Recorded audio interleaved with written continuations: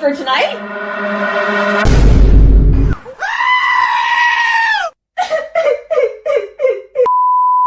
There are certain things at school that everyone experienced. Like, I don't care what school you went to or even where it was. We all experienced these same tragedies. Pop quizzes, presentations, getting called on for no reason. Like, why was this all universal? So today, we're exposing all of the unavoidable school experiences. And I guarantee that you have experienced them all. So, let's get to it.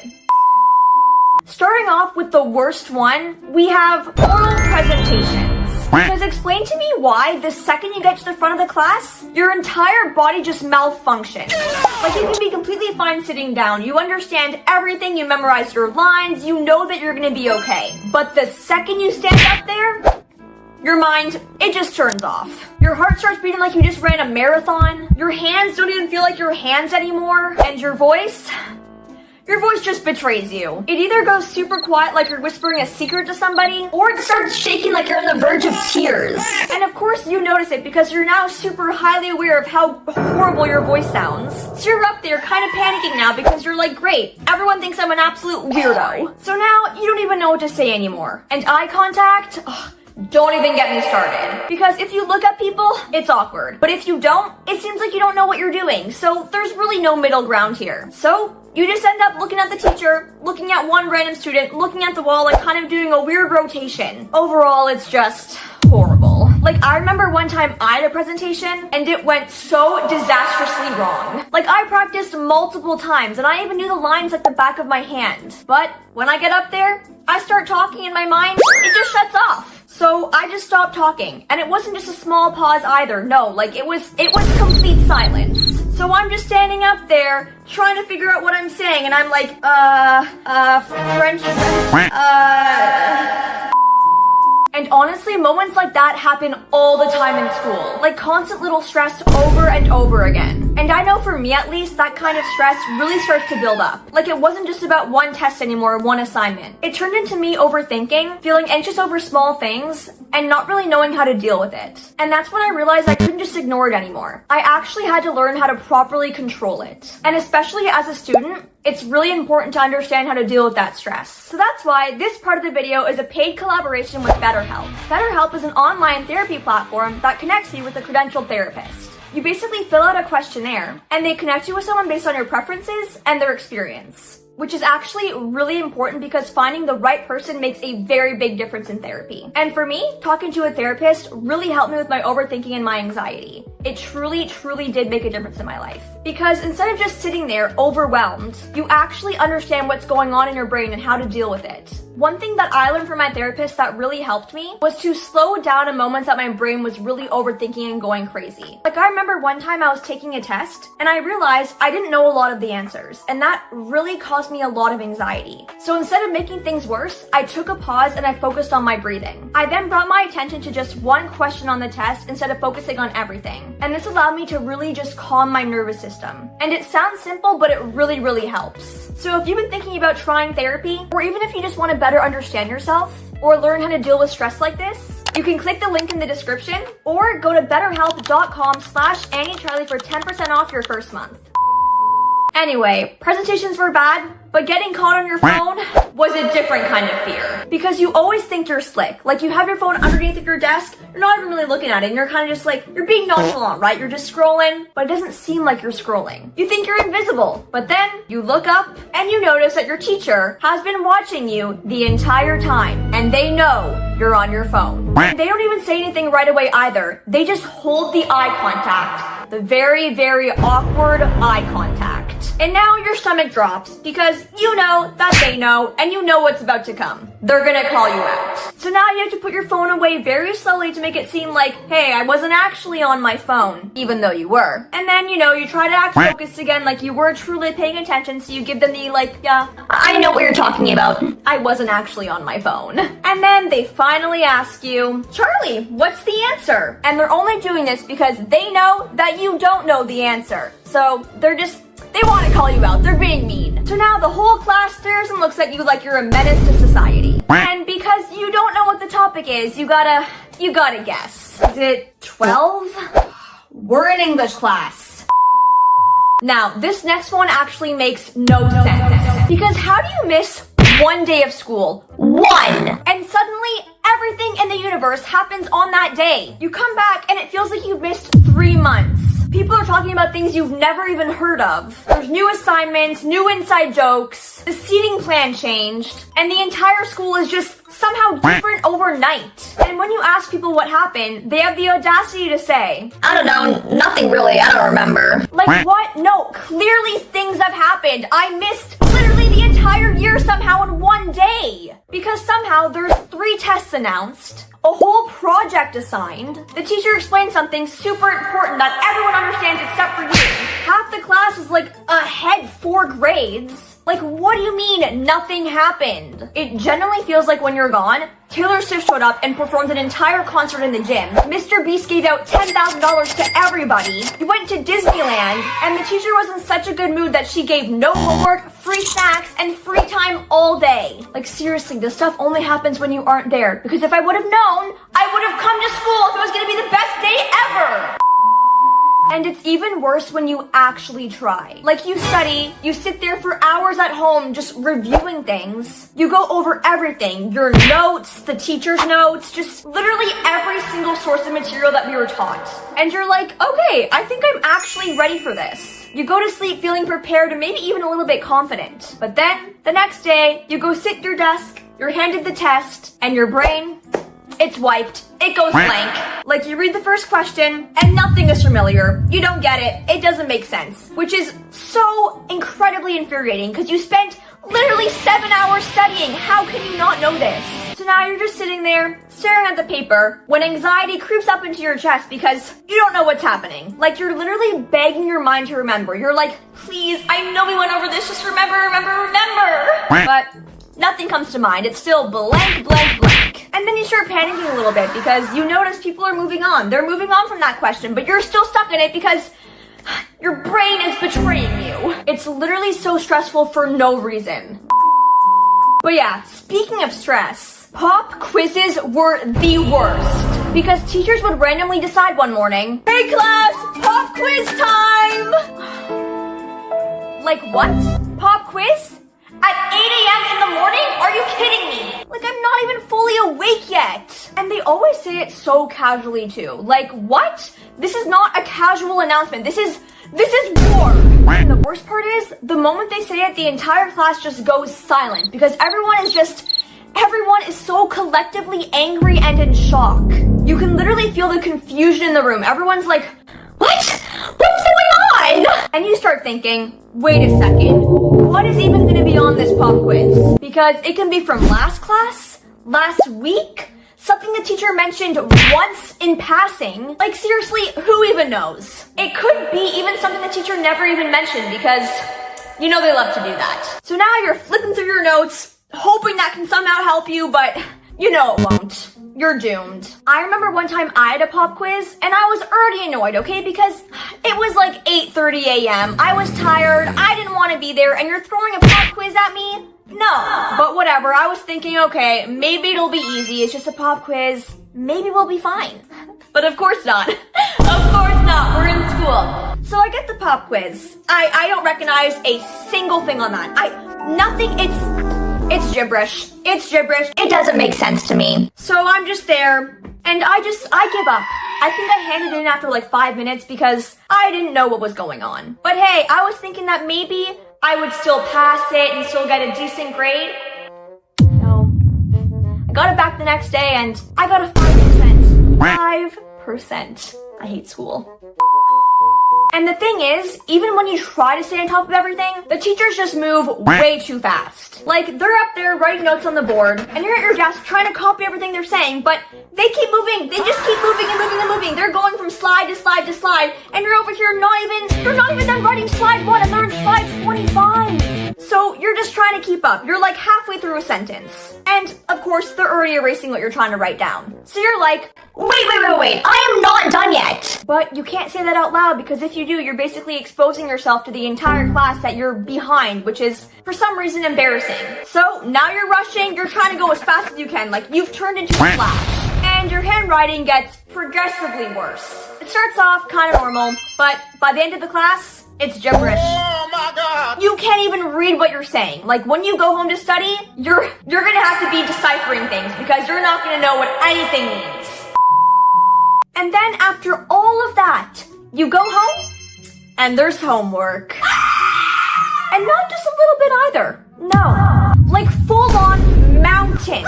Like Mount Everest-size mountain pile of homework. And it never made any sense either, because the teacher will teach you in class, but what they teach you in class is somehow so much easier than your homework. So you're at home struggling because you don't actually know what's going on. And seriously, how and why are we expected to go to school for 7 hours, come home, and do even more work? Are you kidding me right now? Like, at what point is it enough? Apparently, never. And again, the worst part is, the homework never actually matched what the teacher taught. The teacher would be like, This is so easy. You're gonna have a blast doing it tonight. It's gonna be a breeze. like on the board they'll do one example and you get it, it's easy, it's straightforward. But then when you go home and do your homework, it's somehow completely different. Like, how in class is it like 1 + 1 = 2? And then you go home and it's whatever this is.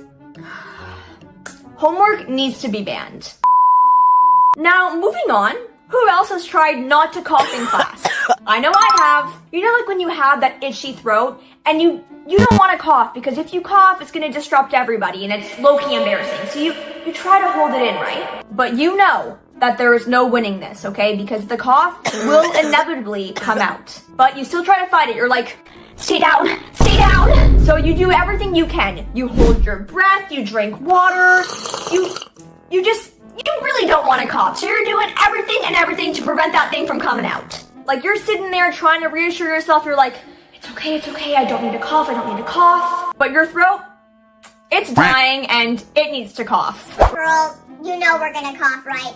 It has to happen. So it keeps building and building and your eyes are like watering now because you're kind of in pain trying to keep this down. Your throat is actively fighting you and you're just trying to you're just staying like this. You're just trying to do anything you can to make sure it doesn't come. But it's getting worse, and the longer you hold it, the more violent it is becoming. So of course, when it finally has to come out, it doesn't come out in just one little no. Instead, it's like it's so bad.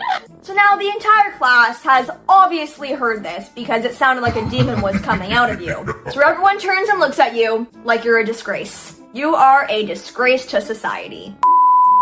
And the same thing with your stomach growling. Because it never happens when it's loud. No, it waits. It's patient. Your stomach only wants to make noise when the room is literally dead silent. Like, it only happens when the teacher is not talking. Everybody is hyper-focused on their work. So there is no sound anywhere. And then your stomach just it's like the loudest, most aggressive sound possible. It's like something's inside you trying to punch its way in. Like, it's a violent sound. And again, the worst part is, your stomach always decides to do this in the worst possible moment. It's like right when the teacher pauses or when everyone's taking an exam. Like, why can't you do it when there's a bunch of noise happening? It always picks the worst time. Seriously. What is wrong with you?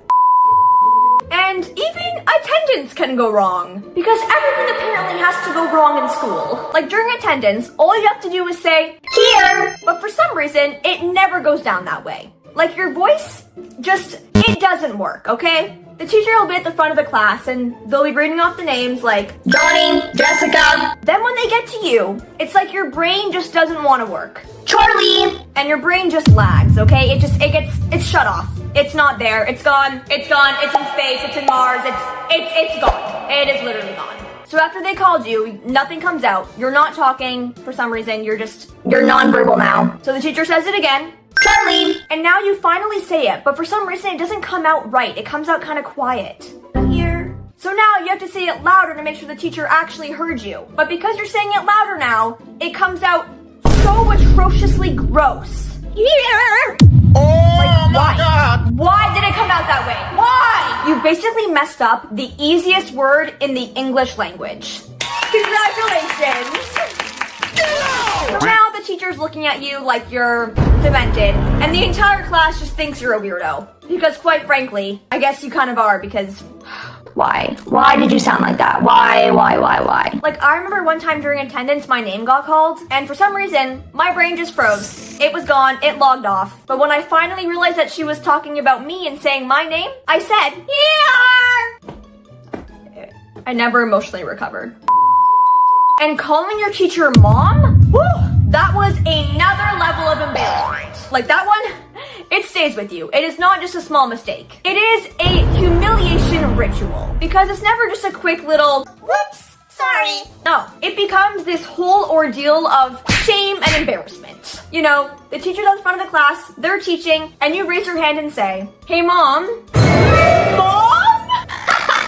And now everyone's just looking at you, and you're embarrassed, and this entire thing just makes you want to crawl into the ground and never come back. And then we had dodgeball. Dodgeball was actually insane because it wasn't treated like a normal game. It was survival, because there were always those few people who took it way too seriously. It's like they were going to war. It's like it was their moment that they've been training for their whole life or something. They were throwing balls as hard as they could, just spinning them around like a lunatic. They were like full wind up, full body propel, just like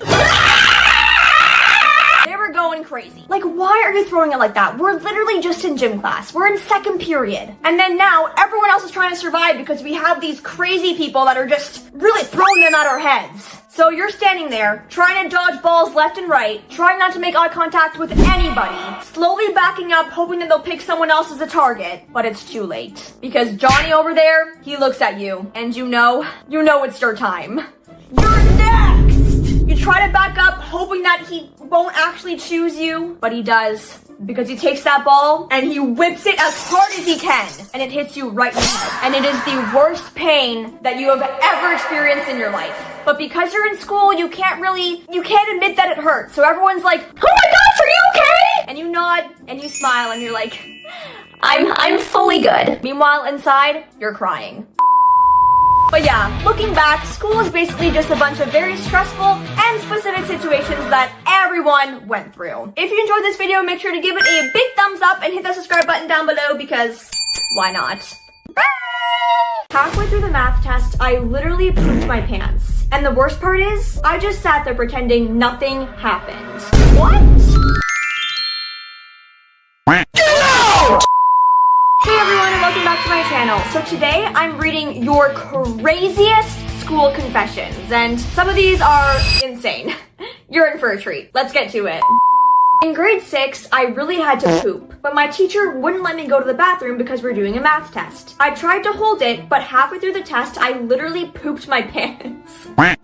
Woo, okay. I was too embarrassed to say anything, so I just sat there for the rest of the period pretending nothing happened. When the bell rang, I waited until everyone left the classroom, wrapped my sweater around my waist, and ran to the nurse's office. Wait, like, could you imagine, okay, you're in the middle of a math test, you're just trying to write, like, Emma had 3 apples, whatever. It's the weird question, okay? You're just trying to write, and you really have to go, but you can't because you're writing a test, and you just go in your pants. I'm so sorry that happened. But honestly, yeah, I wouldn't have told anyone either. I would have definitely done what you did. I would have wrapped my sweater around my waist, and I wouldn't have ran to the nurse's office. I would have literally went to Mars. That is really embarrassing. I'm so sorry. I'm so sorry.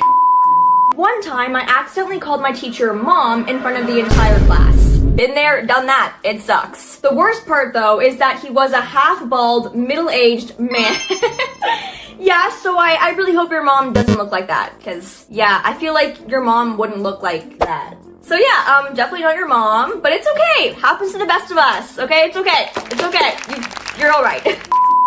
Okay, this one's about feet, so I'm kind of scared. I haven't read it yet, but the title is The Foot Smell Investigation. So, ooh, don't know where this is going, and I'm kind of scared. All right, one time in class, the teacher suddenly stopped mid-lesson and said, okay, someone's feet smell really bad. Was that a weird voice for the teacher? I don't know. All right, anyway, moving on. Everyone started looking around trying to figure out who it was. Then the teacher started walking around the room, sniffing the air like a detective. What is happening? She slowly walked over to my desk, leaned down near my chair, and literally smelled my feet. What kind of teacher do you have? What the heck? I have never heard about a teacher sniffing people's feet. I feel like your teacher might have a foot fetish. Might need to look into that. That's kind of scary. Then she just looked up at me and said, yeah, it's coming from you. You've been exposed. You've been exposed in front of the entire class by your foot fetish teacher. The entire class started dying laughing, and I sat there pretending my feet didn't belong to me. I did not take my shoes off in school ever again. Why were your shoes off? Wait, why were your shoes off in class anyway? Okay, maybe you deserve to be, like, exposed to everybody, because why were your shoes off? If I was in class trying to do my work, and I look over and I see, like, Jessica without shoes on, I might crash out. No, don't do that in school. It's kind of gross. One time I was in the gym with friends, and my friend saw what looked like a cricket on the ground. She dared me to eat it, so I did. You ate a cricket. But it tasted weird. It's a cricket. Like dirt and juices, and it made a strange crunch sound. Yes, girl, because it's a cricket! You ate a cricket, okay? You ate a cricket. Then I realized it wasn't a fake cricket. Why would it have been a fake cricket? I don't know. I'm not understanding here. I don't understand the logic. I just ate a real one. Yeah, I feel... Why would there have been a fake cricket on the gym floor? But hey, it's okay, you know, protein, bugs give you protein. You're okay. It's okay. You know, extra protein like I just said. Okay, next confession is called the love letter disaster. Oh gosh, what are we getting ourselves into here? In 8th grade, I wrote my crush a love letter. Okay, this is giving like Laura Jean from All the Boys I've Loved Before. So let's see if it's the same kind of thing. I sprayed the letter with my mom's perfume, drew hearts all over it, and signed it, "Love, your future wife." All right, so you're really inserting yourself there. You really want to be with him. You're trying to like get in his head, being like, yeah, she's my wife. I see what you're doing. I see it. My plan was to secretly put it in his backpack during lunch. All right. So after lunch, I went into the classroom, saw a backpack that I thought was his on the floor, and slipped the letter inside. Was it actually his backpack? Wait. Oh no, I'm kind of scared. All right. Next period, our teacher walks in holding a piece of paper and says, "You put it in your teacher's backpack, didn't you? You put it in your teacher's backpack, didn't you?" Oh, goodness gracious. Okay, the teacher said, "Who wrote this very emotional letter?" My stomach drops. Yeah, mine would too. Because I didn't put the letter in my crush's bag. I put it in the teacher. Why? Why didn't you make sure it was your crush's bag first? Could you imagine you're a teacher and you get like a love letter from your student? Oh no, that's like illegal. This is really bad. Oh my goodness, all right. Then she starts reading it out loud.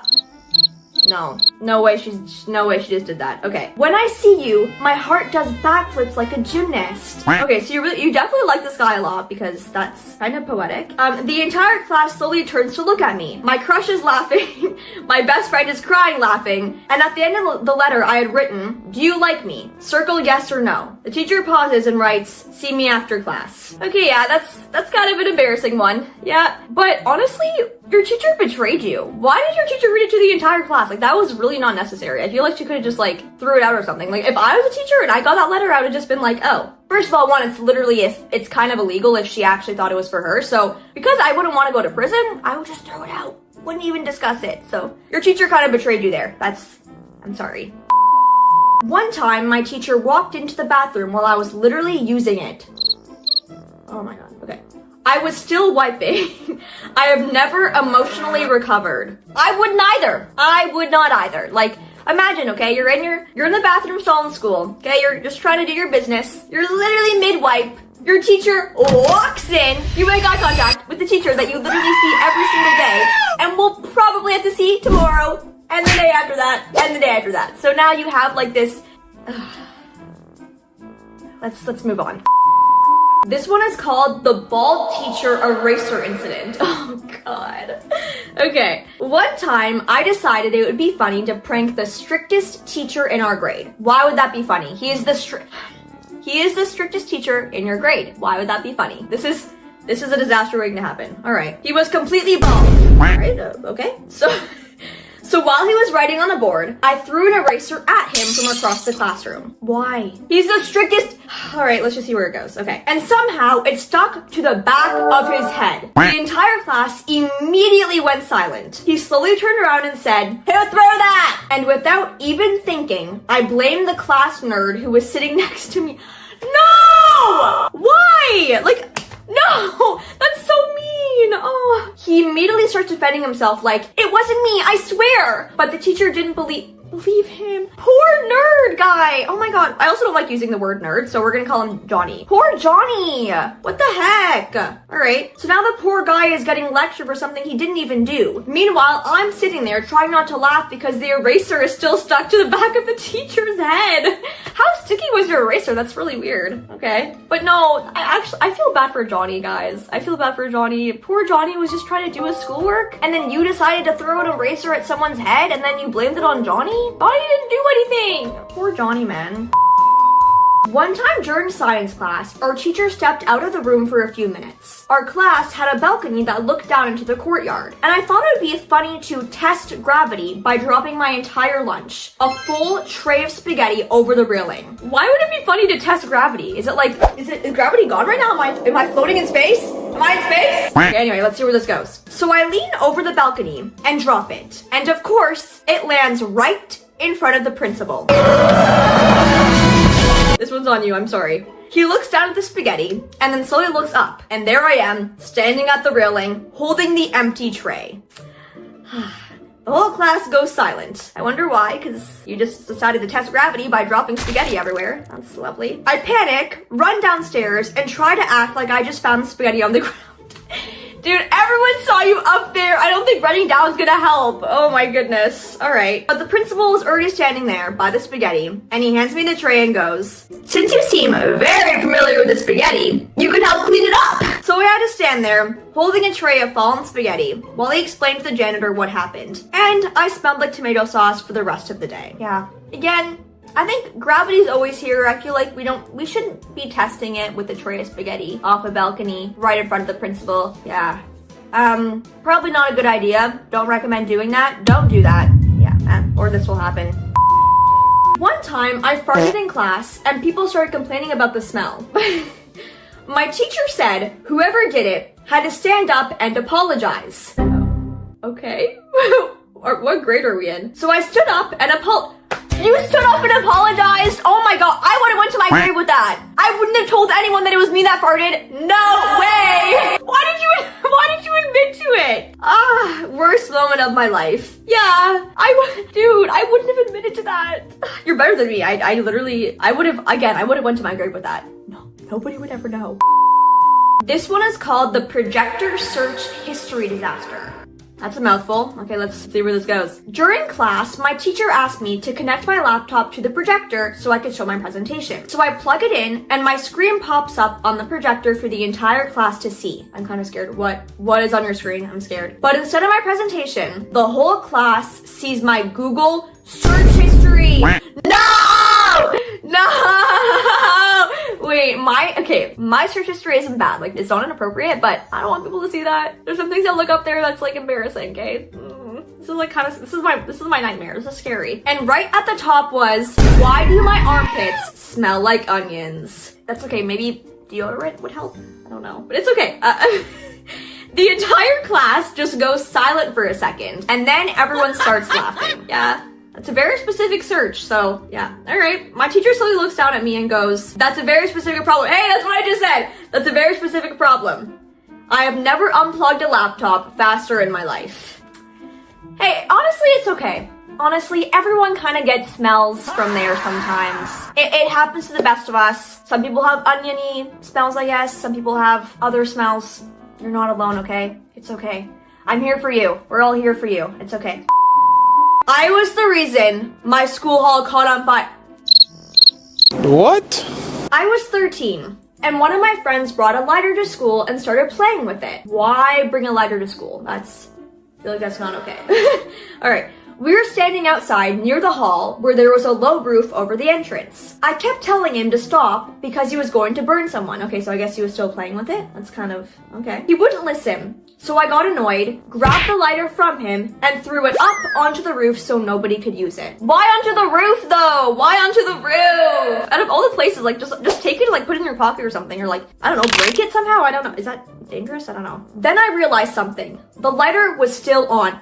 No, you didn't even turn it off. Like you grabbed it from him when it was like mid-flame and just threw it without turning it off. No, this is a disaster. Oh my goodness. A few seconds later, smoke started coming from the roof and the whole hall started filling with the dark smoke. Dude, you just set your school on fire. Teachers had to rush everyone outside and evacuate the building. So yeah, that's how I accidentally set my school hall on fire. Honestly, I feel like a lot of people kind of dream about doing this because I've heard when I was a student that if like the school were to catch on fire, we wouldn't have to go for a while because the school's gone. So you kind of did everyone's dream there, but don't do that. Do not do this. School's a good place, okay? You need to learn. You need to fill the brain with knowledge. Don't actually burn down your school. This is a bad, no. Don't follow this, but I know some kids definitely thought about doing this before. I know I have. One time in 3rd grade, I really needed to go to the bathroom, but my teacher wouldn't let me because she was reading us a story while we all sat on the floor. I tried to hold it, but I couldn't, and I ended up peeing a little on the floor.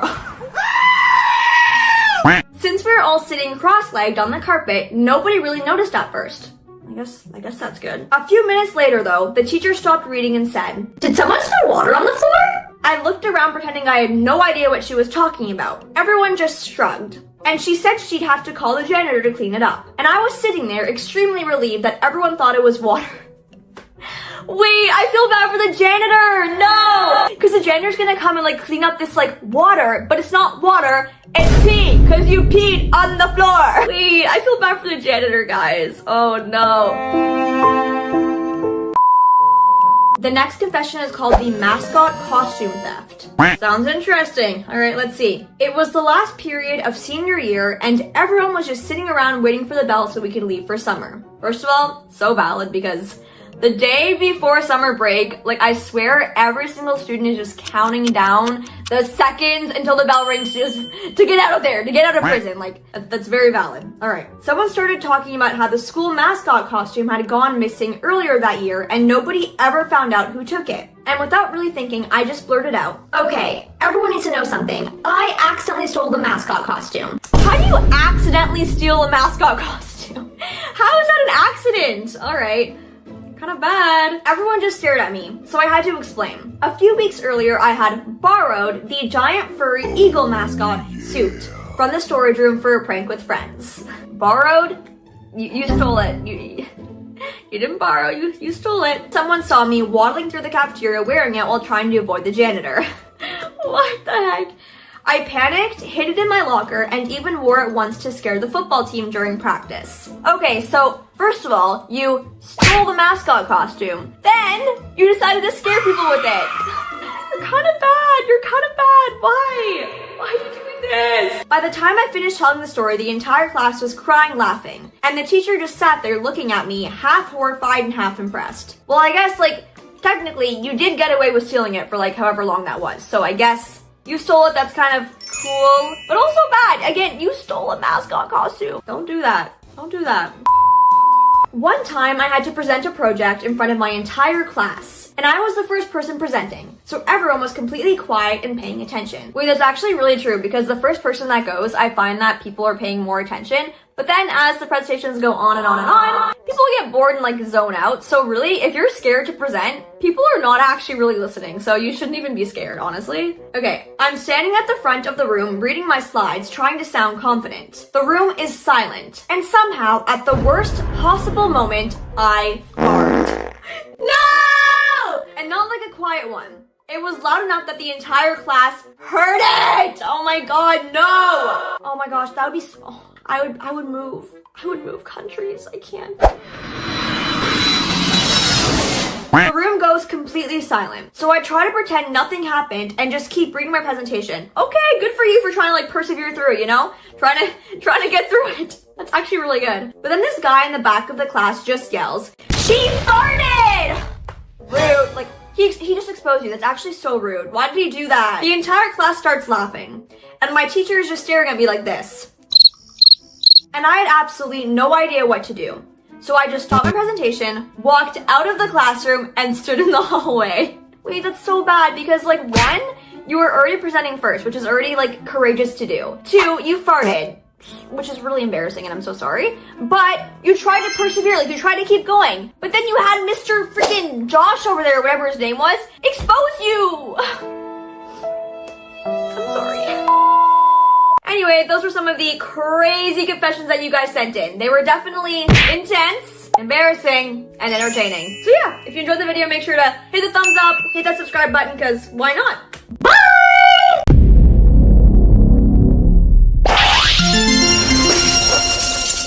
Aww. There were rules that we were taught as kids, like brush your teeth and don't talk to strangers. And then there were the other rules.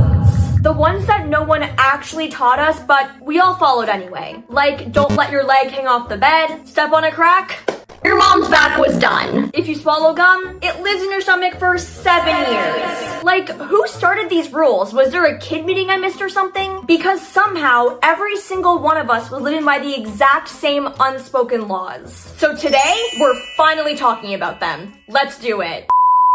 First up, let's talk about the bed. Because for kids, the bed wasn't just furniture, it was a battlefield. And every child knew the rule: do not casually walk up to the bed. You must run. Like the moment the lights go off, every kid went into survival mode. Suddenly it was like, okay, 3 steps back and go! Kids would do a full sprint, dramatic leap, and superhero landing. Because getting too close to under the bed felt like an automatic ankle grab from whatever demon was under there. Like to a kid, that little gap under your bed wasn't just a gap. It was a portal, a void, a wormhole, straight to the underworld where the demons would get you. Aww. Anyway, once you finally landed on the bed, you felt at peace. You were safe. And that's when the next rule started.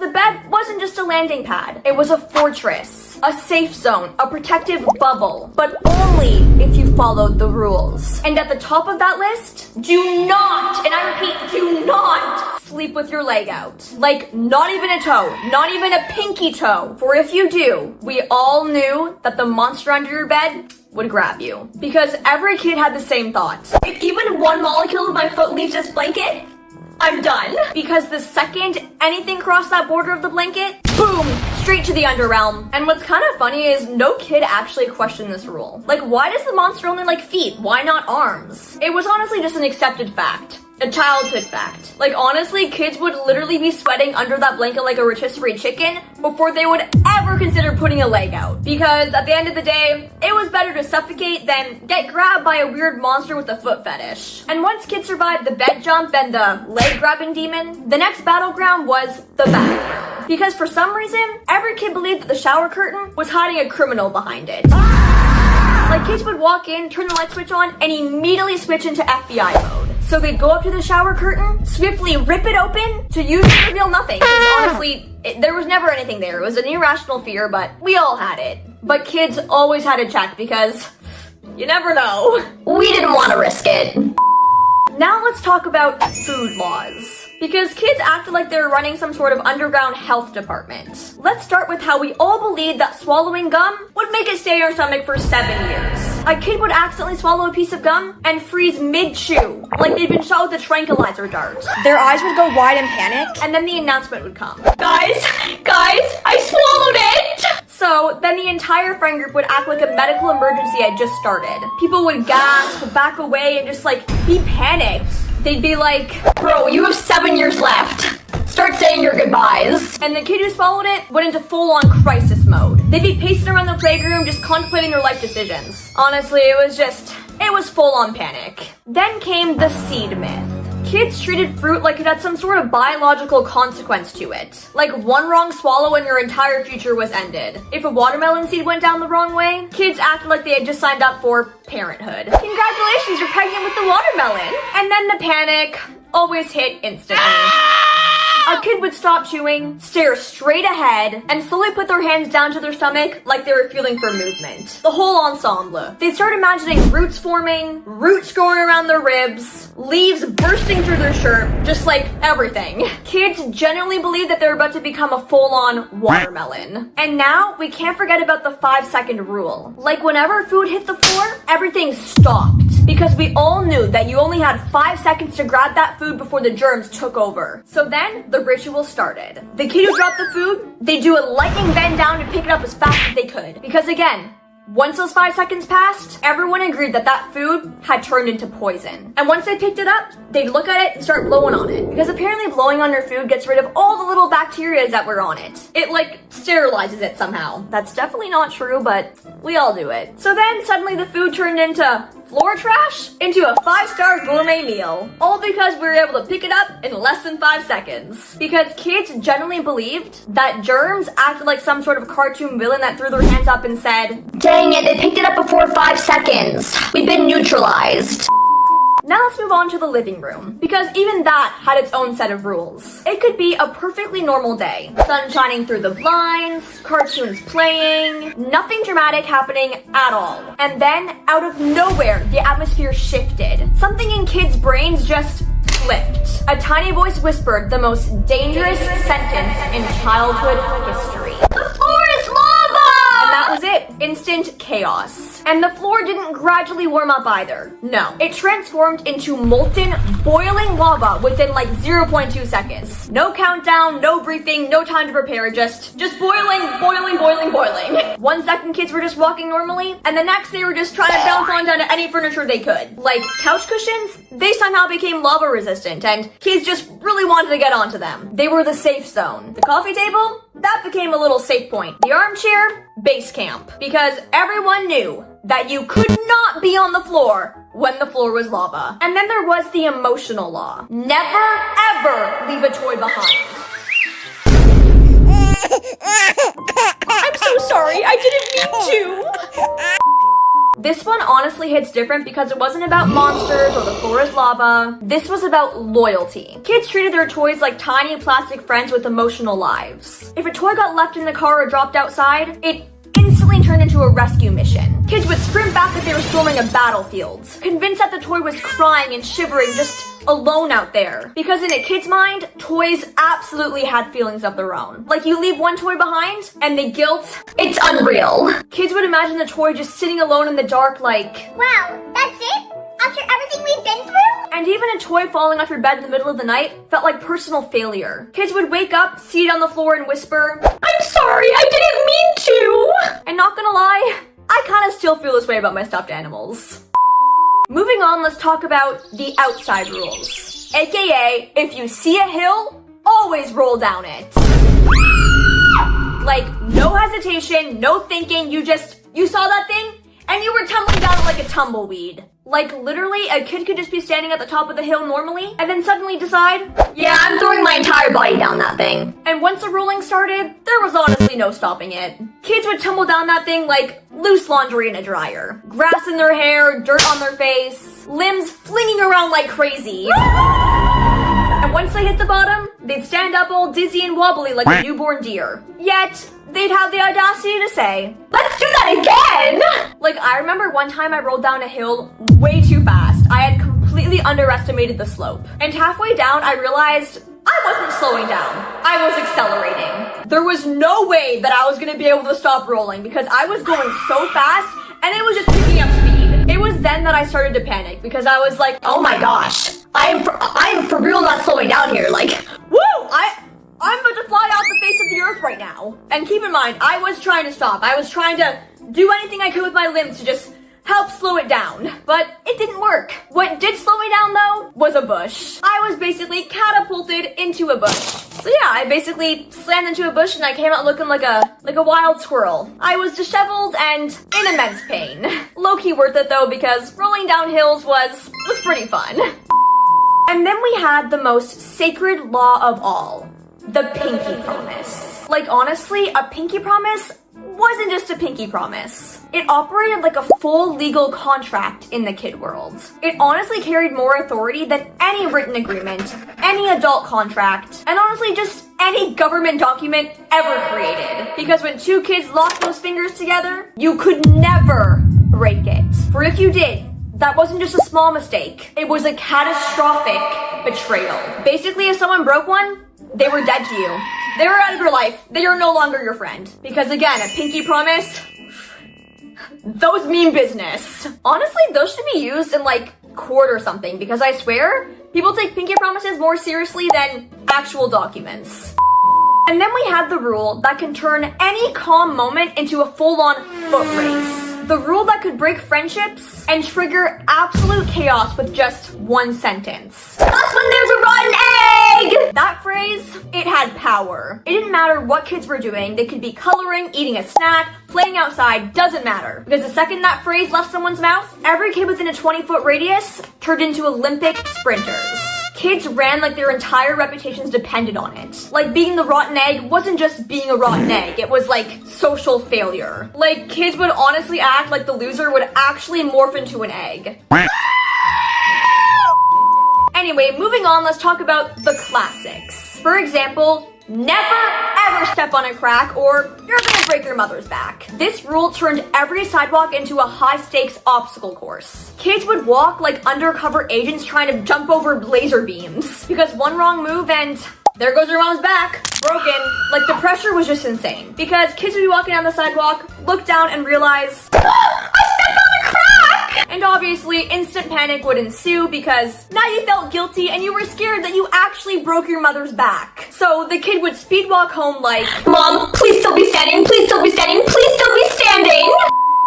And then there was also the no swimming after eating rule. This one had kids convinced that the second food entered their stomach, they became a drowning hazard. Adults acted like kids eating food automatically turned them into like wet cement bags that would just sink to the bottom. Like one chicken nugget, and the kid was banned for swimming for 45 minutes. Like they just ate an entire Thanksgiving feast. So the kid would just stand there looking at the pool, unable to go swimming. Meanwhile, their stomach's just like, Bro, we're fine. It was literally one chicken nugget. honestly, adults were just dramatic, but everyone knew this rule, so we all followed it. So yeah, childhood was basically a mix of fear, imaginary danger, and chaos. Let me know down below which rules you followed the most as a kid, and thanks so much for watching. Bye! Are you in love with your bed? What kind of question is that? Of course I am! Hey everyone, and welcome back to my channel. So today we're doing another Q&A, because you guys had even more questions for me, so thought I'd do a part 3. Let's do it. Okay, first up, what is your deepest, darkest secret? I still run up the basement stairs after turning the lights off. Get out! And keep in mind, I'm turning 19 on March 16th. Alright, moving on. What's the most cringe video you've ever made? Probably the video where I pretended to have a poop stain on my jeans. Oh my god! We won't be discussing that further.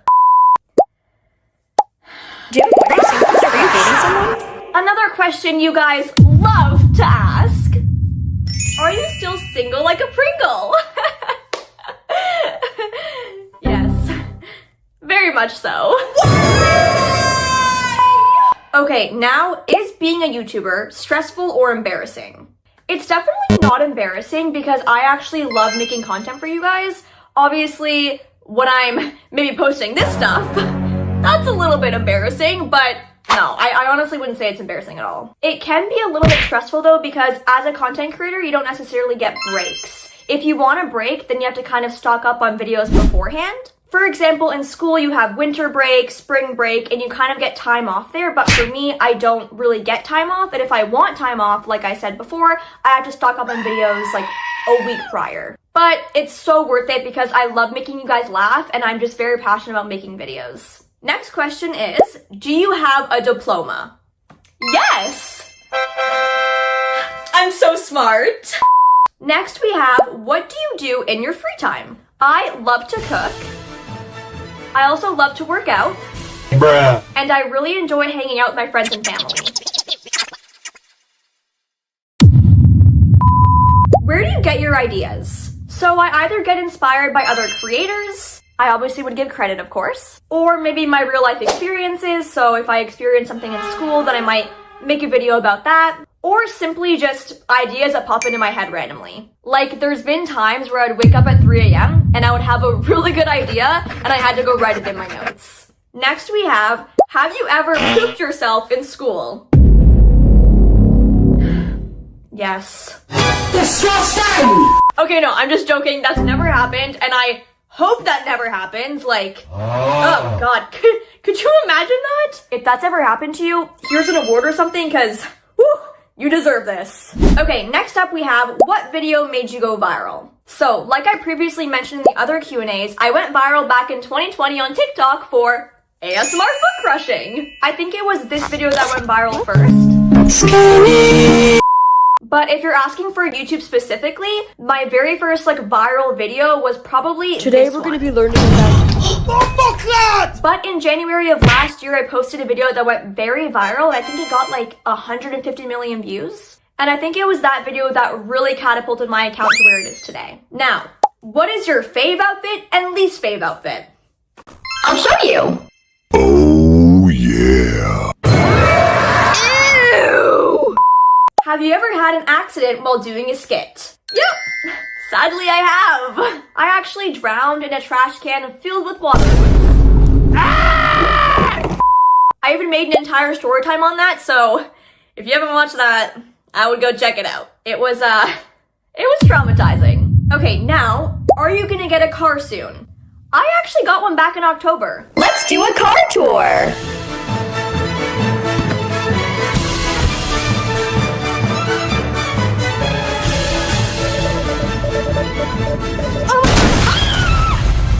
Maybe I shouldn't have a car. What's your best pet in Adopt Me? I think my best pet is a neon giraffe, but I also used to have a neon owl, but I gave that away to a friend. Now just enjoy this little inventory tour. Yeah, these are my pets. Pretty cool.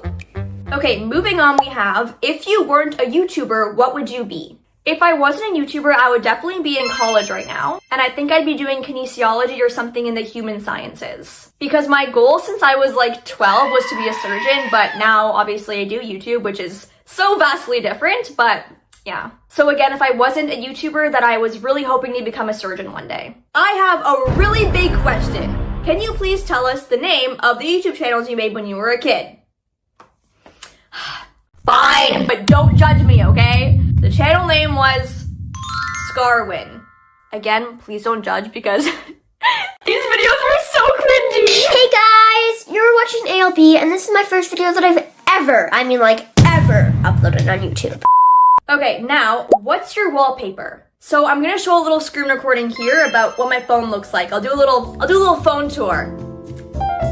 This is the wallpaper. Okay, next question. What's your fave piercing you ever got? Ooh, oh, this is so hard because fun fact, I actually have 11 piercings. I have 5 piercings in my left ear, 4 piercings in my right ear, I have a nose piercing, and a belly button piercing. So it's hard to choose, but if I had to, I think I'm gonna have to go with my belly button piercing. I really love it. Do you ever wake up in the middle of the night and have a random thought in your head that involves throwing french fries at the teacher? Obviously! How did you know? What is the most embarrassing memory you have? Hey, Mom. Mom? Probably that. Next we have, what are all the sports you played before? Okay, so when I was 2 to 3, I did ballet. And then I did gymnastics for 10 years, and I think I quit when I was 12. Every summer I also played soccer, and then I also did swimming kind of all throughout this as well. And then after gymnastics, I did tackle football. It was honestly my favorite sport. It was so fun. Now I don't do any sports, but I do work out almost every day, and I also run a lot. I've actually ran 3 half marathons. What was the scariest thing that happened to you in real life? Ooh, I think I saw a ghost one time. So this story takes place when I was 8 years old. One night I was sleeping and I woke up, and the way my bed was at the time, I was able to see the staircase from my bed. So I remember waking up and then I looked at the staircase and I saw this weird man that had a white aura all around it. And he was standing at the top of the staircase just looking at me. And I remember being so scared. I actually ended up screaming, "Mom, Dad!" And as I screamed out to them, I looked away for 1 second, but when I looked back, the ghost man was gone. I could have been like half asleep, half dreaming, so maybe it was in my head, but I feel like I saw a ghost. Okay, so another question that I actually been getting asked a lot is what made you start YouTube? What inspired you to start your channel? Yada, yada, yada. So honestly, I've just always loved making videos. I've been making like comedic skits since I was like 10, I think. I was sleeping peacefully. Then I got a brilliant idea and I flew out of bed. I tiptoed across my room. Then I began to search for the item. Then I found it.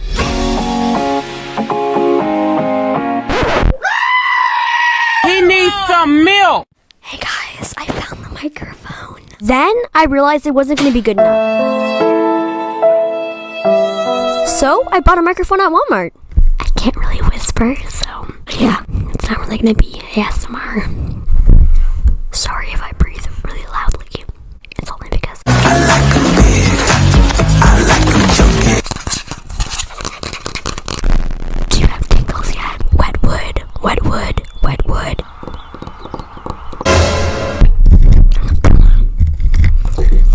What are your opinions on the video you just made? Oh, Bob, I hated my video. I'm a failure. I'm sorry, ASMR community. Yeah, I know what you mean. Your video was...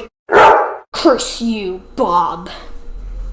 Bob, the reporter, has never been seen since. I also grew up watching YouTube and always thought it would be so cool to be a YouTuber. So one day I was like, you know, let me just start posting. And here we are now, I guess. All right, moving on, we have, hi, Avalyn. Sorry, no, you spelled it right, what is your favorite instrument and can you play something on an instrument? So I actually love the guitar and the piano, but I can't play those. But I did used to play the violin.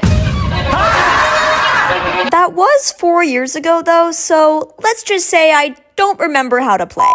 What editing app do you use? By the way, I love your videos. Oh, thank you so much. So for the editing app that I use, I primarily use CapCut. That's where I get my sound effects, the video effects, just everything. For me, using CapCut is the easiest because I'm able to just edit on my phone like if I'm on the go or something. Hey girl, I love you and your videos so much. Thank you, I love you too. And I was wondering if you have ever met any of us, aka your fans, in real life, and if you will do a meet and greet like other YouTubers. So yes, I've actually met a lot of you, and every time that I meet you guys, it honestly makes my entire day. So please, if you ever see me in public, please come up to me, because truly, I love talking to you guys. It's always amazing. Now, in terms of like meet and greet stuff, I would definitely love to do this. So please comment down below if you guys would be interested, because if enough of you guys are, then heck, I would definitely do it. All right, now, do you have any advice for middle school? Yes, I definitely do. So the first thing that I would definitely say is nobody cares as much as you think. Everyone is so self-absorbed with themselves and their own problems that truly, they don't care that much about you. And I'm not saying that in a rude way because people do care about you, but what I mean is they're not judging you in the ways that you think. So please, please, please, please wear what you want, do what you want, say what you want. Just be your true authentic self because I promise you, nobody cares as much as you think. And at the end of the day, you only have one life. So why would you want to waste it worrying what other people think about you? Just be yourself because you're honestly so amazing as you are. The second thing that I would say is just always be nice because you never know what other people are going through. Like, why choose to be mean, you know? Just be nice. And thirdly, social media is so fake. Please don't compare yourself to people online, okay? Do not compare. What you see online is a curated image. People use filters. They only show you 0.0001% of their true selves and lives. They pose in ways that make their bodies look different than what they are in real life.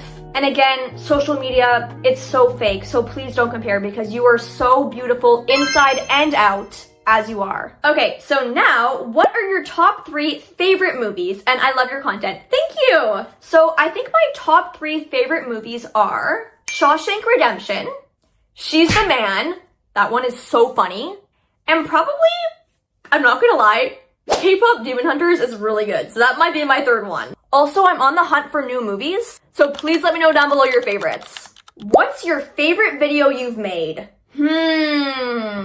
Probably types of people at family reunions? Or POV, you have a brother.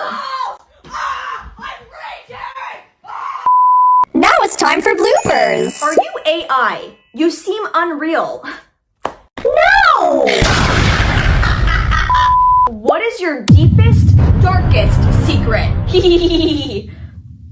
Why did I do that? I don't know. Something about, I don't know. I can't speak. The Rock Johnson? What? Thanks for watching.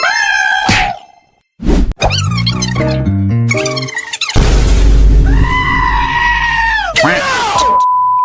Okay, let's be honest with ourselves for a second. Being a human is embarrassing. Like, we're all out here just doing the most awkward things imaginable, pretending it's normal. So today, I'm gonna be talking about the most embarrassing things everyone does. The things that keep you up at 3 a.m. So, let's do it!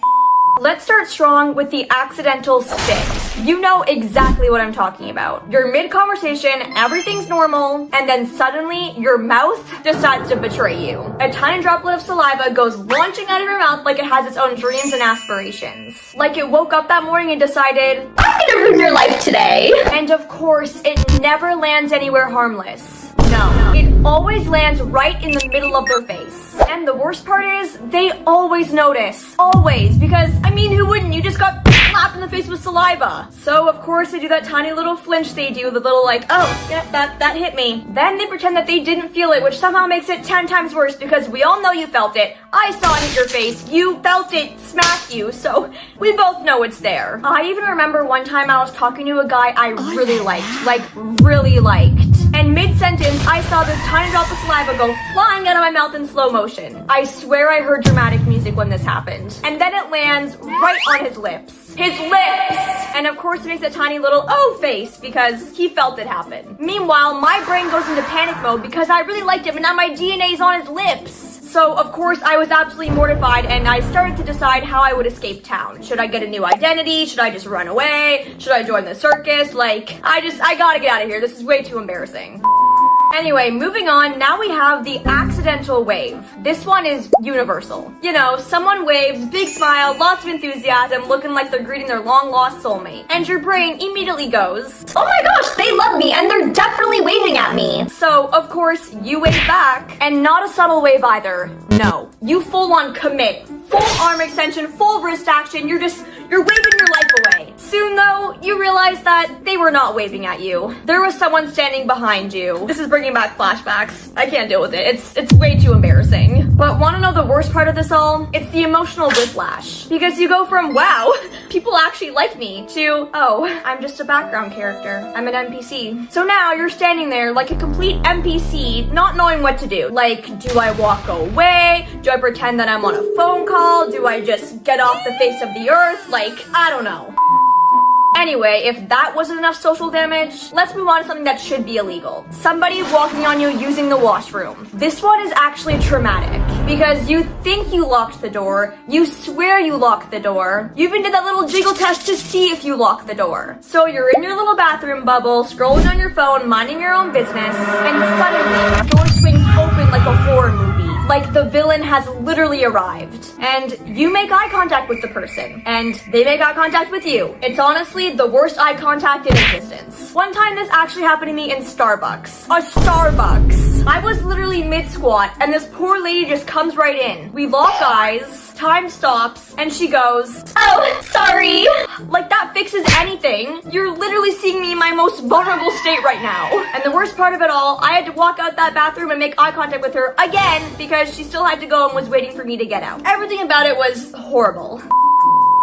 Next up, we have tripping in public. This one is a classic, a staple, because I swear everyone's done this at least once in their lives. You know, like you're walking confidently, feeling actually good about yourself for once. You're like, wow, I low-key feel like I'm on a runway. I'm feeling really good. But then your foot catches on absolutely nothing. Like nothing. Not a crack, not a pebble, literally just air. The air really said, let me ruin your day. So you go plummeting to the ground, and everyone just looks at you in complete astonishment and concern. Honestly, when this happens to me, I kind of just want to stay on the floor and just never get up again. Because really, what's the point?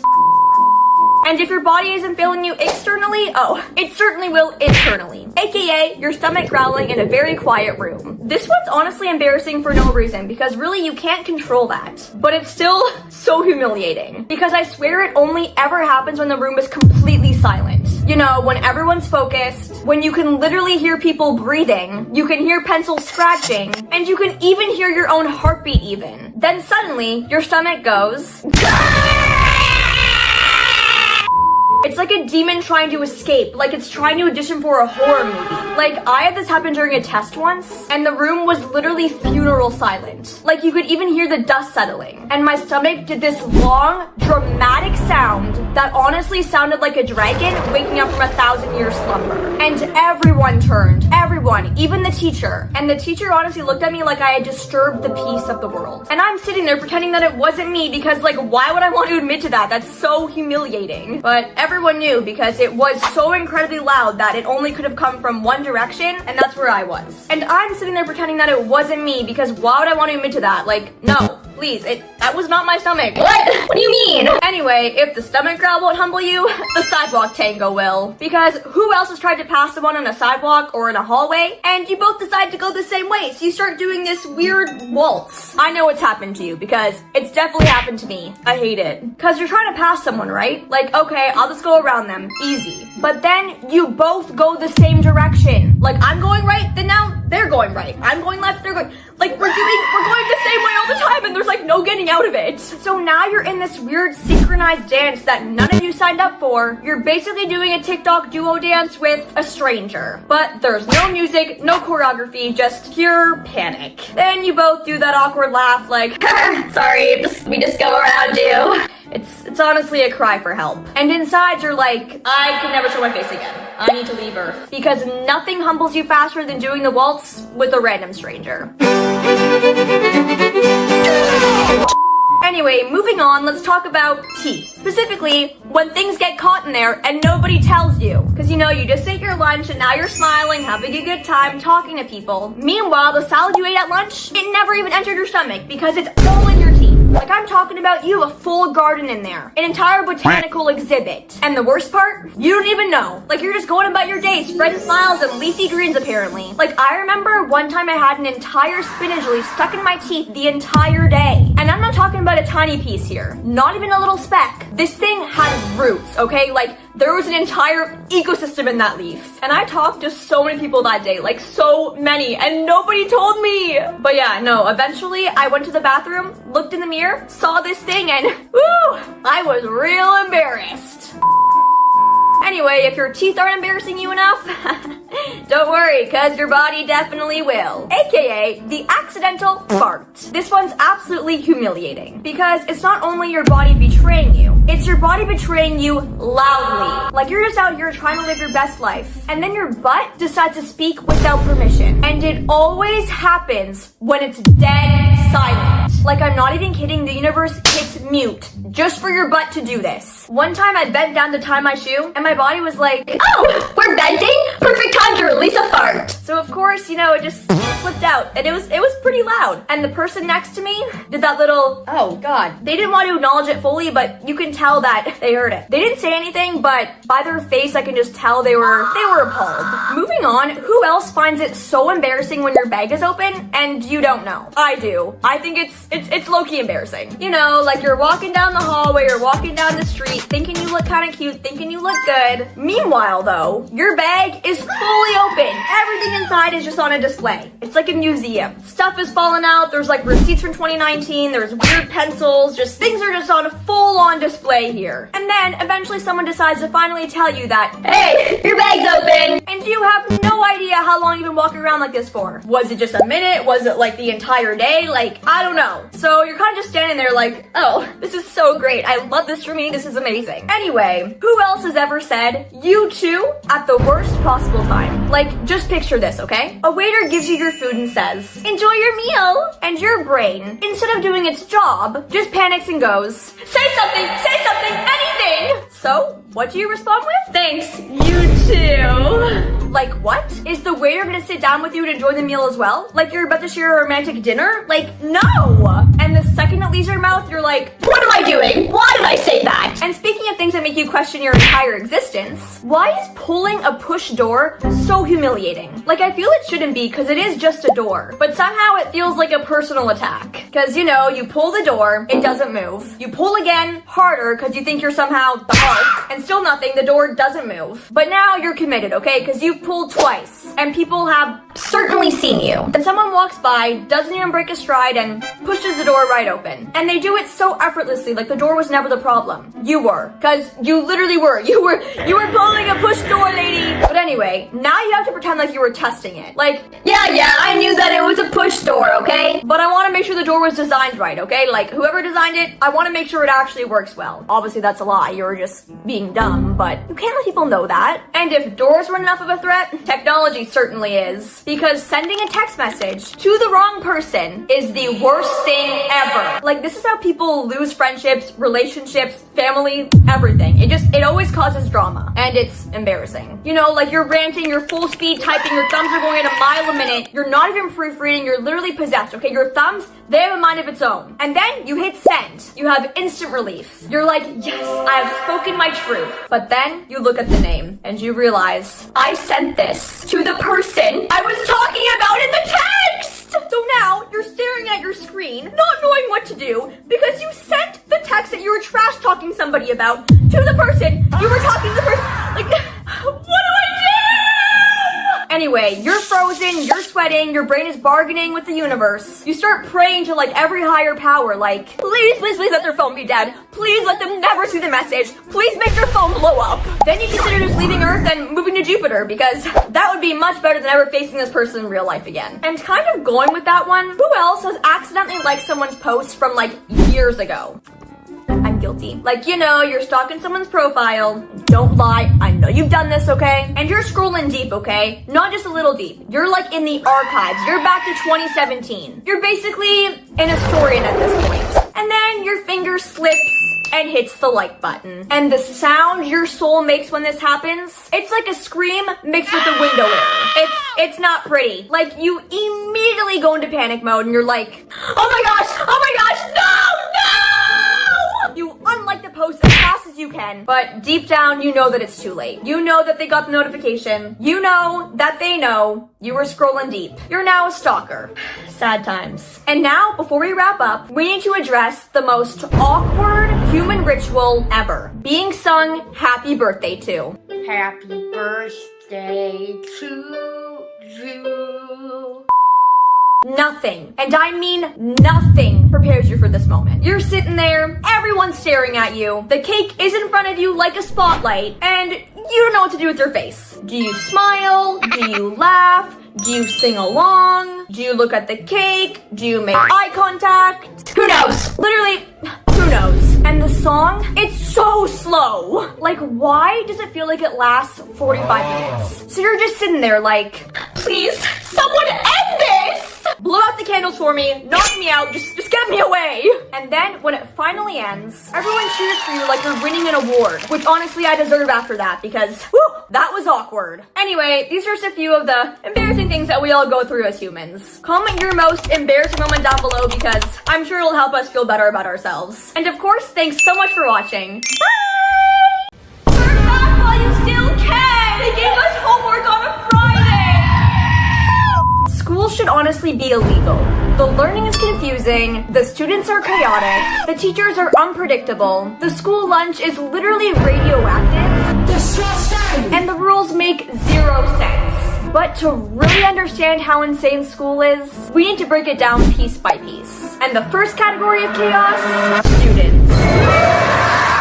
Starting with the teacher's pet. This kid lived to remind the teacher about the homework. He'd be packing up early, silently praying that the teacher would forget about the assignment. Because, let's be honest, nobody did it. And the whole class would be in this unspoken agreement like, Nobody breathe, nobody move, maybe we'll get away with it. but then, out of nowhere, you'd hear the most cursed sentence in the English language. Miss, aren't you collecting the homework? This would ensue instant betrayal, instant rage, and instant instant collective suffering. The entire class would just turn and stare at them so mad. You could just feel the hatred radiating throughout the room. And even the teacher would look surprised, like, oh, yeah, I forgot. We wanted you to forget, but, you know, Mr. Teacher Pet over there wouldn't let that happen.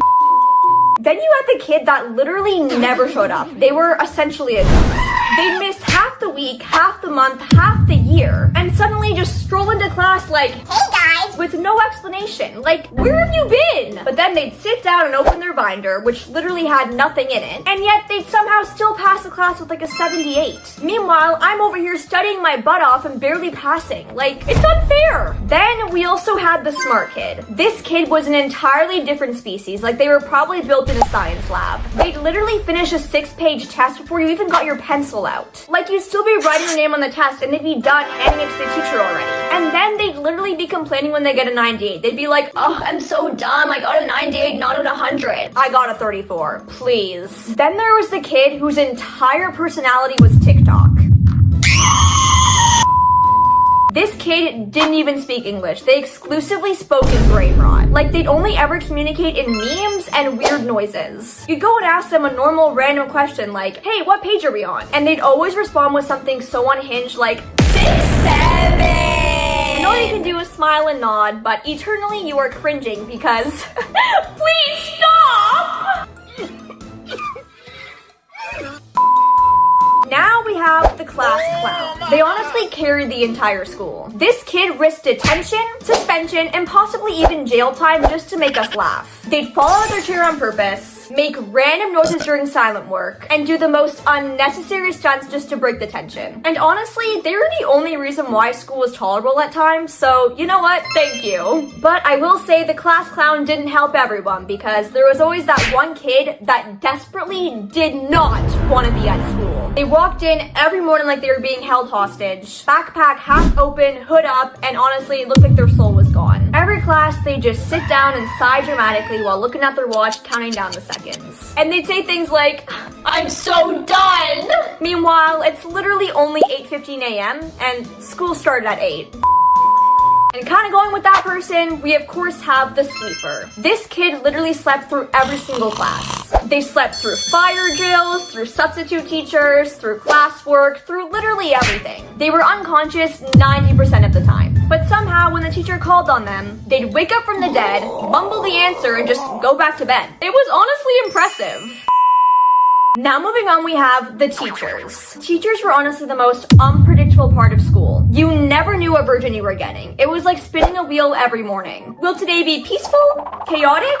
Sad? Who knows? First up, there was a teacher that hated their job. They walked in every day like they were being held hostage. One whisper, one pencil drop, they were ready to retire on the spot. Like, you could ask them the most simplest question ever and they would look at you with such rage like you had just ruined their life. Like, I'm sorry that I have a question. Then on the completely opposite side of the spectrum, we had the teacher that was just way too overly enthusiastic for a Monday morning. They literally burst into the room like, good morning, class! Meanwhile, everyone else looks like they haven't slept since 2014. And then there were the teachers that woke up every single day and chose violence, aka the pop quiz enthusiasts. They'd literally walk in smiling like a Disney villain and just say, pop quiz! Like, is that supposed to be fun? Exciting? No, it's literally horrible. The entire class hates you. We don't want to be here right now.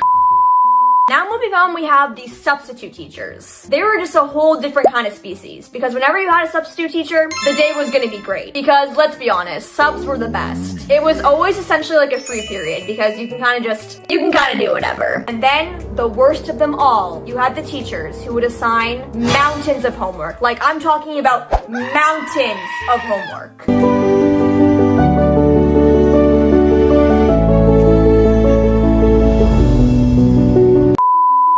They would literally act like their class was the only class that we had because they'd be assigning so much homework. Like, how am I supposed to get your homework done in all my other classes? You are not my only class! Anyway, if the teachers weren't unpredictable enough, the school rules were even worse. For example, we are never allowed to wear hoods up because apparently fabric is a threat. Teachers acted like the moment that hood went up, you were a criminal. You were going to jail. Like, okay, I'm sorry that I'm cold right now. Then of course we had the infamous no phone rule. Like, you go to check your phone for 1 second, and all of a sudden you're getting treated like a criminal. Meanwhile, the teacher's at their desk just on their phone on Facebook Marketplace.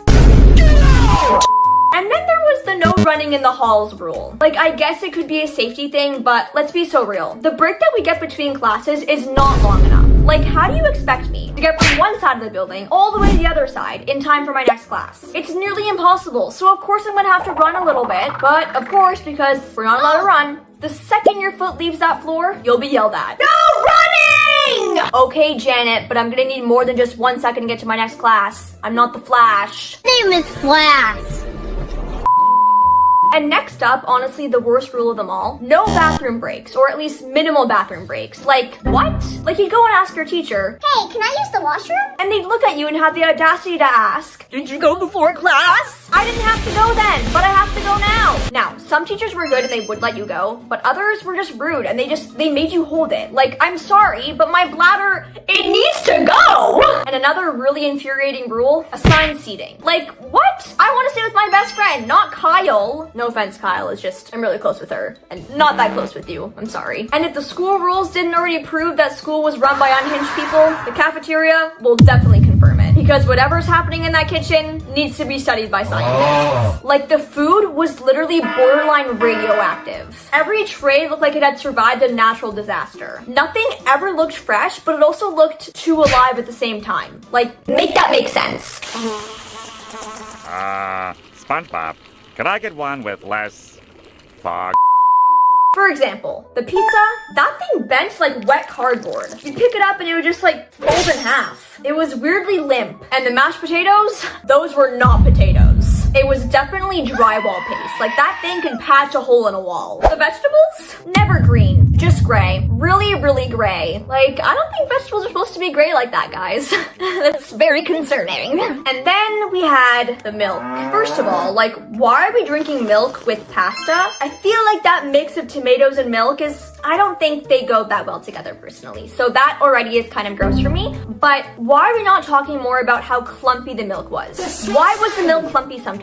Truly, why? Like, you'd be in the cafeteria, you'd grab your milk, go to open it and be like, oh, is that cottage cheese? No, it's not cottage cheese. It's just the milk. So honestly, you'd just be sitting down there looking at your tray and thinking, this should honestly be illegal. It's disgusting. And after surviving whatever that cafeteria experience was, it was time to drag yourself to classes. First up, math class. Math is literally torture disguised as education. Teachers would tell you to solve for X like that was just a normal request. But I don't think so, because I don't know who or what X is. And I don't want to know who or what X is. No. And then they'd start throwing random letters into the equations, like, what? Are we learning the alphabet again? Like, at that point, you're not even learning math. You're literally decoding ancient ruins.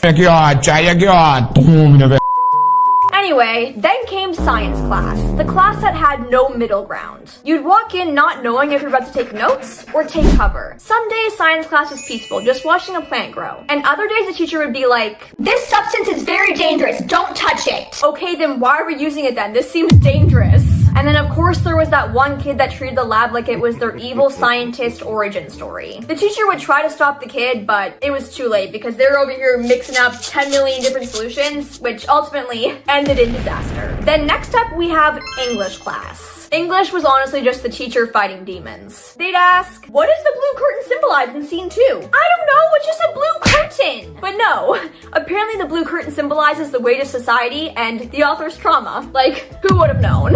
And finally, history class. History was always basically the teacher going on a 45-minute rant. And there was always that one kid that just knew way too much about one specific war. You'd be like, how do you know about that? And they'd say it's because they're obsessed with documentaries or something. Like, good for you, buddy. I watch TikTok. And then after barely surviving the academic torture chambers, you'd be hit with gym class. And sometimes literally hit.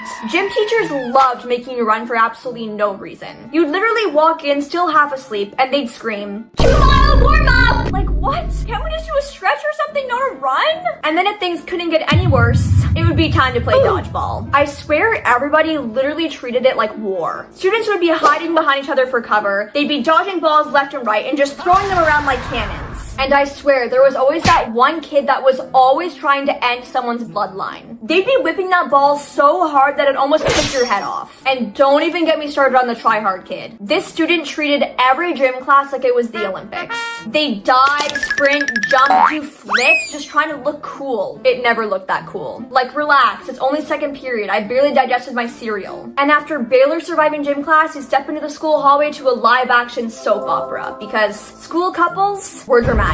First, we'll start off with the cringy couple. You know, the ones calling each other Pinky in the school hallway? Yeah. You'd walk by them like, please stop, I'm going to vomit. Because they'd just be giggling and talking in baby voices like, please, just stop. Then we had the overly affectionate couple. They would hug for 45 minutes straight every period. They'd kiss left and right, hold hands like they were attached with super glue, and were honestly just always on each other. Next, we had the day couple. They'd start dating at 9 a.m. and then break up at 3 p.m. At lunch, they'd be like, We're soulmates. but by the last bell, it was no longer working out for them. Then there was the silent couple. The couple that literally never talked to each other. Like, they dated for 6 months, but never even exchanged a word. You'd ask if they're together and they just nod like NPCs. Like, do you even know each other's names? And finally, the on and off again couple. Like, one day they're dating, the next day they're broken up. Then they get back together again the next day. Then the next day they're broken up again. Then it's a never-ending thing. Like, are you together or are you not? They're like in a limbo state. But anyway, just when you thought school couldn't get any worse,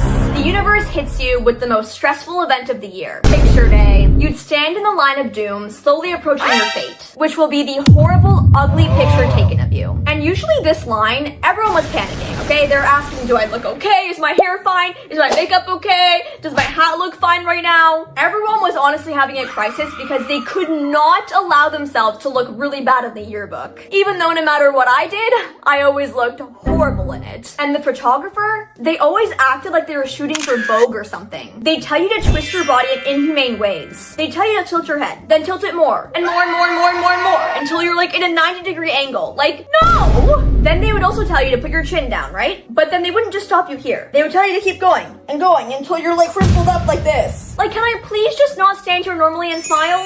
Then came the fake smile struggles. They tell you to smile and all of a sudden you just forget how to use your face. So in the end, your smile always ended up looking like the most awkward thing ever. Like, please, I know how to smile, but for some reason, whenever the camera's there, I just forget, okay? And we also can't forget about the flash. That thing was blinding. Like, I don't know how they expect us to keep our eyes open, because I swear there's been a couple times where I blinked. But anyway, weeks later, the teacher would come and give you the beautiful envelope that contains her pictures. You'd open it up to look, and it is the most ugliest thing that you have ever seen. Your hair, ruined. Your smile, crooked. Your posture, no words will ever explain how gross it looked. Everything about it is just so atrocious. So you're left here just looking at it in complete disgust. And after picture day ruined your entire self-esteem, you'd go back into the hallway where the real chaos lived. Because if there's one thing schools never ran out of, it's drama. School drama is unmatched. It never mattered how boring the day was, someone somewhere was always causing chaos. Friend groups fell apart over the smallest things. For example, you'd sit in the wrong spot for 1 second and were exiled out of the group. Somebody would give you a stink eye out of nowhere and you're sitting here like, what did I even do? Rumors spread faster than the flu. For example, somebody would sneeze weird during first period, and by lunch, the entire school came up with a crazy storyline about it. And don't even get me started on school fights. Like, why are we having a boxing match right now in second period? I can't lie though, they were always very entertaining. But yeah, literally 2 kids would just bump shoulders and all of a sudden they were having a full fist brawl. And then everybody would just come rushing in to film and watch the fight unfold. Because like I was saying, they are pretty entertaining. And his name is John C. But yeah, school was definitely chaotic. Very, very chaotic. And the fact that we all have to live through this is honestly impressive. Anyways, thanks so much for watching. I'll catch you guys later.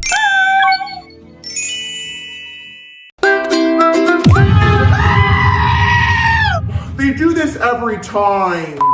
Tell me why every single one of us had the exact same childhood. Like, I don't care where you grew up. We were all out here running up the basement stairs like something was chasing us. peeling glue off our hands like it was skincare, and having full-blown panic attacks after we lost our mom in the grocery store. So today, I'm unlocking all of your childhood memories that you forgot existed in your brain. So, let's do it!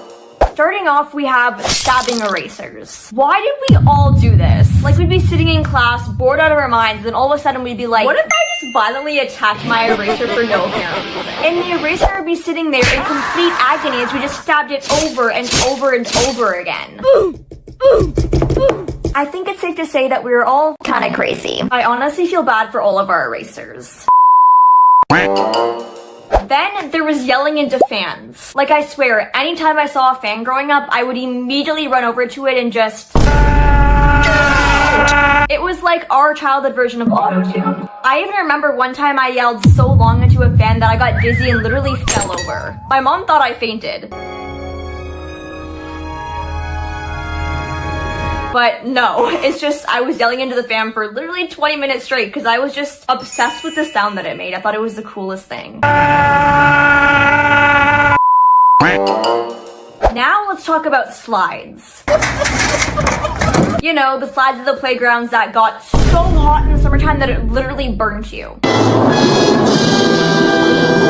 And every playground had that one kid that always refused to slide down. They only wanted to climb up the slides. That was low-key me. Like, these kids would treat it like Mount Everest. Like, they had to climb up. But yeah, like, they never slid down and they would only ever climb up like a wild animal. And someone usually got hurt. Like, I remember one time I was climbing up the slide because I like to do that. So I was climbing up, somebody was coming down, and as you could probably guess what happened, there was a collision, and I went flying like a bird through the sky. It was painful.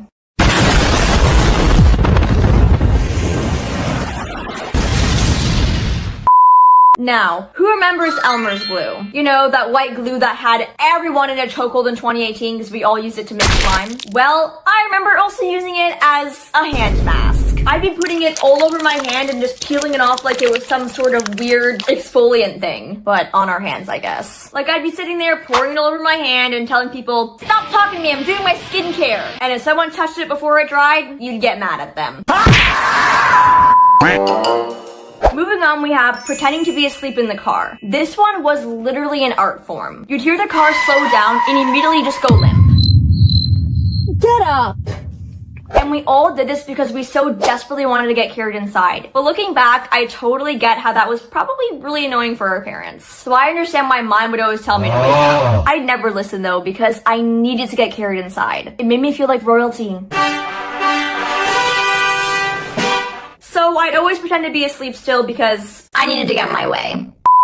Now, have you ever lost your parents in a grocery store? Well, if you have, you know that nothing, and I mean nothing, is scarier. One second you're looking at cereal, and the next second you turn around and your mom is just gone. She's gone! And you're freaking out because you're like, where did my mom go? So you'd start running around like a lunatic trying to find her, and you're thinking, my life is done. I'm lost! I'm lost! And then you'd see a random adult that looks very similar to your mom from the back. So of course you run up to them and just tap them and say, Mom! And then they turn around, and this is when you realize that that is not your mother. That is a random stranger. The amount of embarrassment you felt in that moment is just unmatched. It always made me just want to crawl into my skin and body and just get away. So embarrassing. Are you not embarrassed? This is really embarrassing.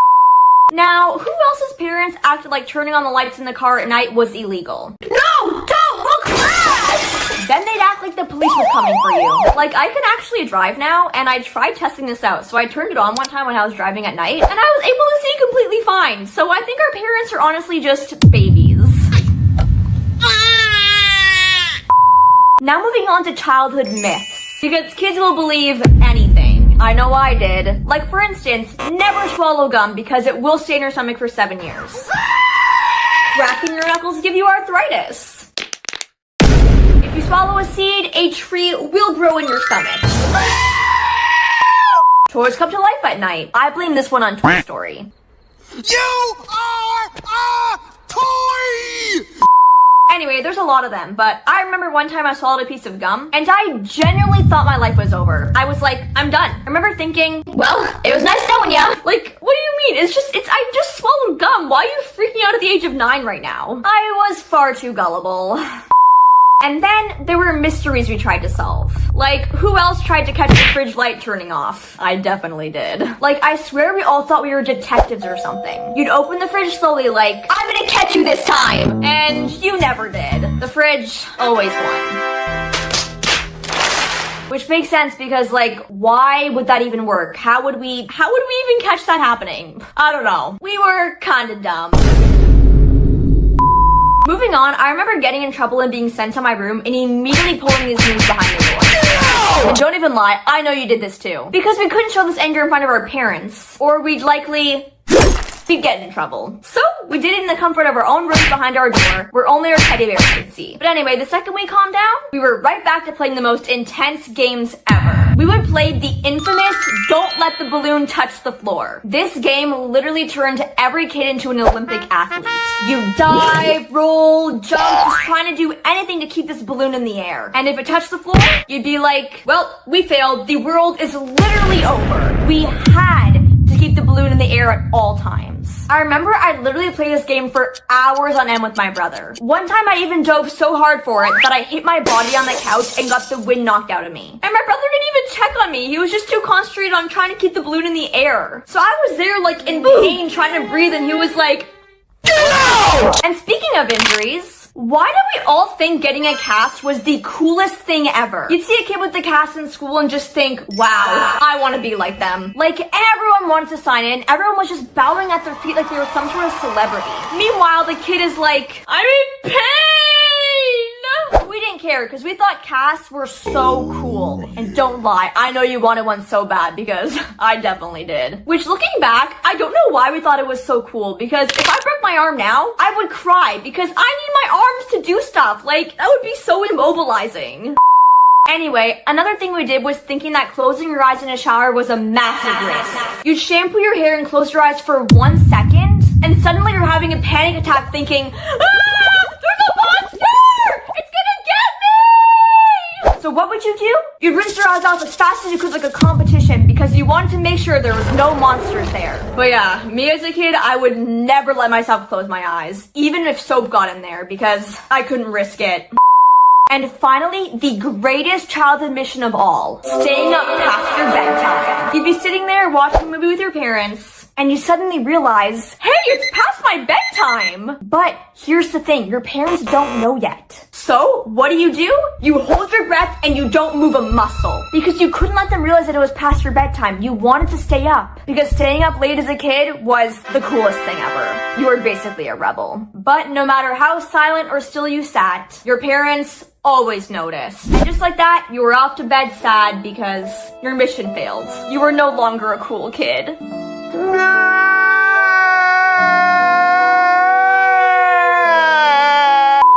Anyway, childhood was chaotic, dramatic, and kinda weird. But yeah, let me know down below which ones you relate to the most. Probably all of them. And thanks so much for watching. Bye! Hi, my name's Charlie, and I used to be addicted to Roblox. And I don't mean the cute, I play sometimes kind of addicted. I mean wake up thinking of Roblox, go to bed thinking of Roblox, dreaming of obbies, judging strangers' outfits in real life like it was just to impress. I was spiritually logged in at all times. It's safe to say that I was gone. So today, I'm finally ready to talk about the darkest time of my life, my Roblox era. Okay, let's start at the very beginning. I didn't just wake up one day and decide, hey, I'm gonna let Roblox ruin my life. No, it started slow, innocent, like any addiction. One day I made a Roblox account thinking, hey, it's just a cute little game. Nothing serious. But the second I logged in, my brain was like, oh, this is my personality now. I was playing everything. Tower of Hell, I was raging left and right, dressed to impress, I was serving looks like it was some sort of America's Top Talent but in Roblox. Random Tycoons, I was playing that too. And the worst part, I didn't even realize I was addicted yet. I thought I was just having fun. Bruh. Spoiler alert, I was not just having fun. Now, fast forward a couple weeks, this is where things got really serious. Because this was when I discovered Robux. Because as we all know, you cannot be addicted to Roblox and also not be addicted to Robux. They're like married. I remember the very first time that I bought Robux. I was like, Okay, just $4.99. That's really not a big deal. but I then started spending Robux like I was buying groceries. Just like it was a basic human need that I apparently needed. I would literally justify anything. Oh, this outfit costs 75 Robux? That's basically free. This pet in Adopt Me costs 1,000 Robux? It's basically like paying for therapy. And I didn't even feel guilty for spending all this money. I was like, Yeah, I spent like $80 on pixels. whatever. It's safe to say that I was delusional. Fully delusional. Now, if my Roblox obsession couldn't get any worse, I discovered a game called Adopt Me. For any of you avid Roblox players out there, you definitely know what this is. And for those of you who don't, it's basically a game where you hatch pet eggs, age them up, do tasks, and you can also adopt other players and treat them as your baby. Anyway, this is where my addiction went from haha quirky to whoa, I desperately need help. Because the second that I saw the pets, it was over for me. I was like, Oh, I need all of these. All these pets, I need them. so I started grinding on this game like it was my full-time job. I was hatching eggs left and right. I was feeding them, bringing them to school, doing all the tasks that they asked for. And I honestly started to get some good pets. I also joined trading servers and did all these amazing things, and my inventory was getting pretty good. But then I discovered neon pets. And don't even get me started there, because the glow of them, the prestige, just everything about the neon really sucked me in. I needed them like oxygen. So I started playing even more, because to get a neon pet, you have to age them up to certain levels, and to age these pets up, you do the tasks, which ultimately takes time in real life and in the game. So I would play for hours on end just trying to age them up so that I could get this neon. It was also at this time that I started to do kind of questionable things, like selling TikTok accounts for Adopt Me pets. Not money, not clout, Adopt Me pets. I was basically running a digital pet cartel.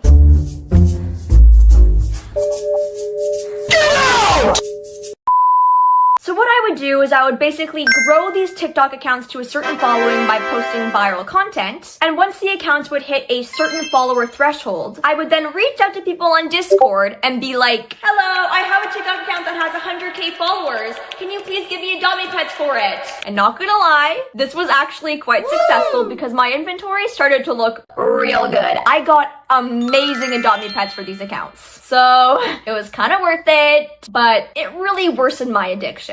Also, if you've ever played Roblox, you know the drama is insane on there. Like, forget reality TV, the Roblox chat, that's all you need. Because Roblox kids will ruin your self-esteem. Roblox faces! Like, I remember one time at Adopt Me I got scammed, and I literally cried for hours. And then another time I was on Tower of Hell, and someone called me a loser.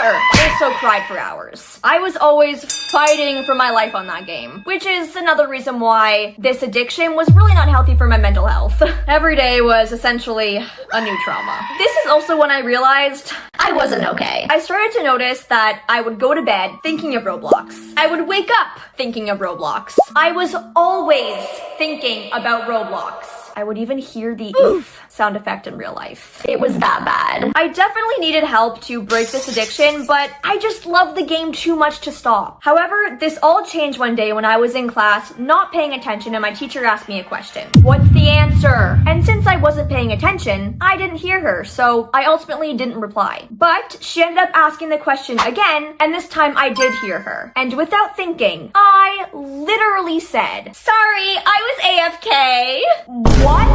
I honestly, I can't believe I said that. To this day, it's real embarrassing. I remember the entire class looked at me appalled. And it was in that moment that I knew I needed to get help. I ended up going home that day after school, and I asked my mom, do you think I have an obsession with Roblox? She looked at me, almost unsure what to say at first. Then she patted my shoulder and told me that her and my dad were very worried about me. They could see how much Roblox had consumed my life and how it became a real problem for me. Hearing her say this really made me reflect and think about my behavior. It made me really notice that I truly did have a problem. And that's when I knew I needed to detox. So I finally decided to stop playing. I needed a Roblox cleanse. cleanse, a spiritual reset. So I deleted the app, touched some grass, and tried to reconnect with reality. Finally, inner peace. And it was honestly horrible at first. I missed the game so much. I even tried playing other things to kind of fill the void. I tried Minecraft, but it was too blocky. I tried Fortnite, too shooty. Hey, editing me here. So just to explain what happened in that last clip, I just couldn't keep it together because let's just do a replay. I tried Fortnite, too shooty. Who says that? Literally, that's so cringy. Anyway, I went about 1 week without playing, and I was feeling pretty good about myself. I was feeling confident, strong, and I thought I was beating my addiction. But then, Adopt Me dropped new pets, and I couldn't just not check them out. So, I reinstalled the app so fast. I folded faster than a cheap lawn chair. But this time, I knew I couldn't let myself get so wrapped in like last time. I couldn't let myself fall back into the Roblox void for weeks. So, I put myself on a very strict daily time limit for Roblox. Like a toddler with an iPad, essentially. It was just to keep myself accountable so that I wouldn't get sucked back in. And honestly, I think it worked pretty well. I don't play for hours and hours on end anymore, so that's good. But yeah, that's essentially how Roblox took over my life, my wallet, and my sanity. I'm definitely much better now, and I only play Roblox occasionally and never for hours on end. Anyway, honestly, I think I'm cured. My addiction, it's gone. Anyways, thanks so much for watching and I hope you enjoyed the video. If you did, make sure to hit that thumbs up button, maybe subscribe, because why not?